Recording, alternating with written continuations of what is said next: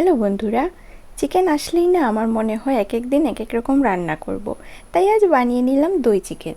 দই চিকেন বানানোর জন্য আমি এখানে 500 গ্রাম চিকেন নিয়েছি।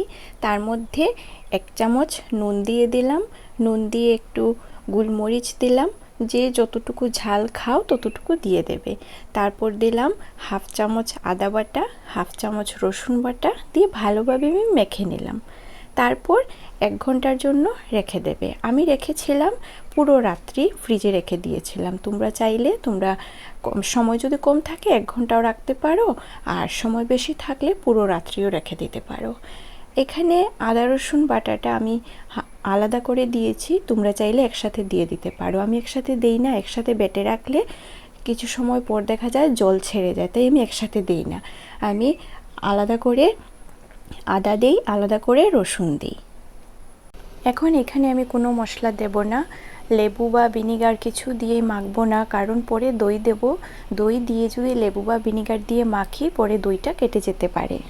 এখন আমি একটা কড়াই বসিয়ে তার মধ্যে 1 চা চামচ গোটা জিরে দিয়ে ভেজে নেব। গ্যাসের ফ্লেমটা লোতে রেখে খুব ভালোভাবে এটাকে ভেজে নেব। ধোঁয়া বেরোলে নামিয়ে আমি একটা মিক্সিং জারে এগুলোকে গুঁড়া করে রেখে দেব, পরে এইটার কাজ হবে।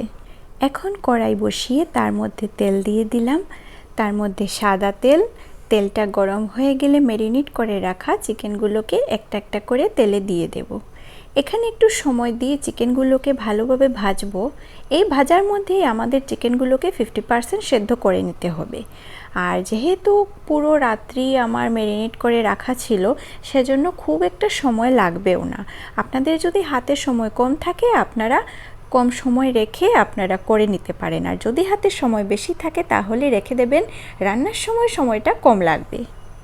কড়াইয়ের মধ্যে চিকেনটা ভাজা হচ্ছে, তো এই সময়টাকে তো নষ্ট করে লাভ নেই। এই সময়ের মধ্যে আমি 50 গ্রাম কাজু নিলাম, একটা মিক্সিং জারের মধ্যে কাজুগুলো ঢেলে দিলাম, দিয়ে একটা পেস্ট বানিয়ে রেখে দেব। এইটাও পরে কাজ হবে। তো এই সময়টাকে আমি কিভাবে কাজে লাগাবো এই কাজটা এখন করে নিলাম, না হলে পরে করলে আরও দেরি হতো। সেজন্য আমি রান্না বসিয়ে ওই মিডিলে এই পেস্ট করার কাজটা করে নিলাম। কাজু পেস্ট হতে হতে চিকেনটাও ভাজা হয়ে গেছে। এই দেখো সুন্দর একটা রং বেরিয়েছে। এই রংটা যখন এসে যাবে তখন আমরা নামিয়ে নেব। এখন আমি নামিয়ে এটা প্লেটে তুলে রাখছি। এখন ওই তেলের মধ্যে 4টে এলাচ, 4টে লবঙ্গ, 2টো তেজপাতা আর একটা শুকনো লঙ্কা 2 ভাগে ভাগ করে দিয়ে দিচ্ছি। এখন দিয়ে দেব 2টো পেঁয়াজ, আগে থেকে ছোটো ছোটো করে কেটে রেখেছি। এই পেঁয়াজটাকেও দিয়ে দেব। পেঁয়াজটাকে 4 মিনিট ভাজবো গ্যাসের ফ্লেম লোতে রেখে। এখন দিয়ে দেব 2টো কাঁচা লঙ্কা। কাঁচা লঙ্কাটা হাফ চিড়ে দেবেন।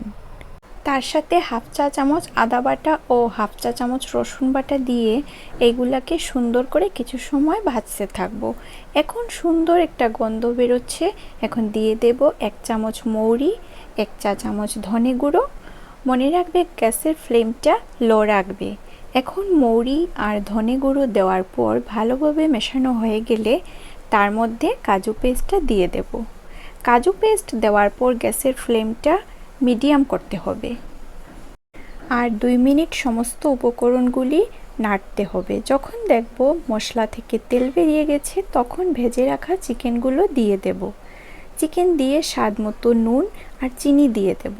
চিনি দেব কারণ দইটা দেব টক দই, তো টক দই পুরোটা রান্না টক হয়ে যাবে, সেজন্য স্বাদ মতো একটু চিনি দিতে হবে, না হলে পুরো টক হয়ে যাবে। আপনারা যদি পুরো টক ভালোবাসেন তাহলে চিনি দেবেন না, কিন্তু একটু চিনি দিলে স্বাদটা ভালো হয়। এখন গ্যাসের ফ্লেম লো রেখে চিকেনের মধ্যে ভালোভাবে নুন আর চিনিটা মেশাবো। সাথে অন্যান্য মশলা যেমন কাজু পেস্ট দিয়েছি এগুলা ভালোভাবে মিশিয়ে 5 মিনিট কমিয়ে রেখে দেব একদম লো ফ্লেমে। এখন আমি দই নিলাম, দইয়ের মধ্যে একটু জল দিয়ে ভালোভাবে ফেটিয়ে দইটা নেবেন, না হলে দইটা ভালোভাবে মিশবে না। আমি 1 কাপ পরিমাণ দই নিয়েছি, ভালোভাবে জল দিয়ে মিশিয়ে নেব।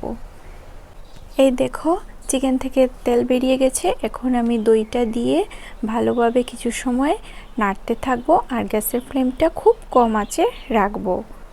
এইভাবে যখন দইটা ফুটা শুরু হয়ে যাবে তখন আরও 10 মিনিট কম আঁচে ঢেকে রেখে দেব। আগে আমরা 50% সিদ্ধ করেছিলাম, এখন আরও 50% সিদ্ধ আমরা করে নামিয়ে নেব। যেহেতু আমি অনেক সময় ম্যারিনেট করে রেখেছিলাম, সেজন্য আমার রান্নাতে সময় খুবই কম লেগেছে। এখন ঢাকাটা খুললাম, এই দেখো চিকেন থেকেও তেল বেরিয়ে এসেছে।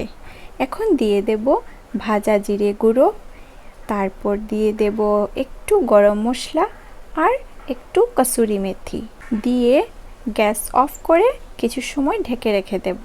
5 মিনিটের জন্য রাখলেই হবে ঢাকা। ওই কারণে ওই যে গরম মশলা দিয়েছি, কসুরি মেথি দিয়েছি, ওইগুলার গন্ধটা ভালোভাবে রান্নার মধ্যে আসার জন্য। 5 মিনিট হয়ে গেছে, আমি এখন নামিয়ে নেব। ওয়া, কি সুন্দর গন্ধটা হয়েছে, খুব সুন্দর গন্ধ হয়েছে ঢেকে রাখায়। রুটি, নান, পরোটা, ফ্রাইড রাইস, প্লেন রাইস যে কোনো কিছুর সাথে এটা বানিয়ে আপনারা পরিবেশন করতে পারেন। আমরা খেয়েছিলাম প্লেন রাইস দিয়ে। আশা করছি ভিডিওটি ভালো লেগেছে। যদি ভিডিওটি ভালো লেগে থাকে তাহলে প্লিজ লাইক, শেয়ার আর ফলো করে দিও। ভালো থাকবে, সুস্থ থাকবে।